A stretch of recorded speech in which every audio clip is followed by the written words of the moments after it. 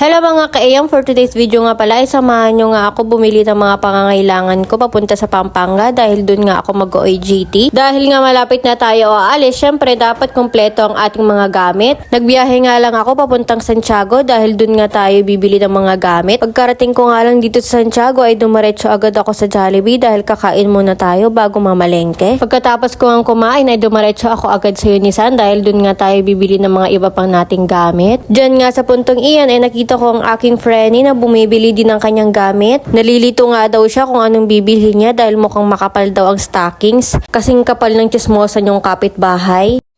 Bibili nga sana ako ng rash guard kaso mukhang malaki ito sa akin. At ayan nga, nagtingin-tingin lang ako ng pang-aura natin. Alam nyo na, gagala tayo pag day off.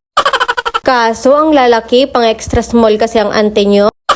Tumingin-tingin nga lang ako ng mga hanger para may gagamitin tayo pag maglalaba. Feel na feel ko nga ang paglalakad dyan dahil maraming bulaklak sa paligid. Feeling ko ikakasal ako. Sign na ba to? Hala, wag naman, di ka pa-graduate. Malilintikan ka sa nanay mo.